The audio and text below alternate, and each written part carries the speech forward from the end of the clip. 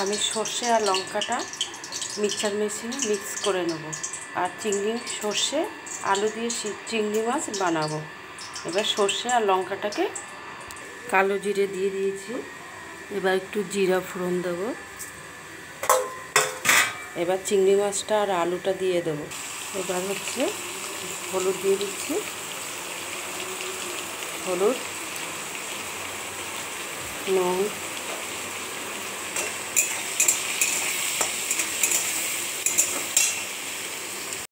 Mixture করে দিচ্ছি। সর্ষে লঙ্কাটা দেখো কি সুন্দর মিশে গেছে, কি ভালো হয়েছে, ফুটে গেছে। এবার সর্ষে বাটাটা দিয়ে দিচ্ছি, সর্ষে আর লঙ্কা বাটা, এটার মধ্যে পোস্ত দিইনি।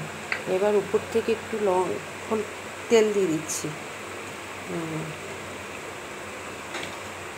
এবার কিছুক্ষণ পরে তুলে দেবো। হয়ে গেছে, গ্যাসটা বন্ধ করে দিচ্ছি। এবার নামিয়ে দিচ্ছি।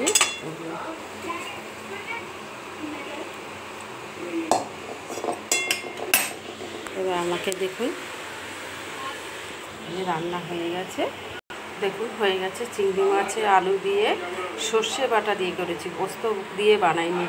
সাবস্ক্রাইব করুন, লাইক করুন শিল্পী পালকে।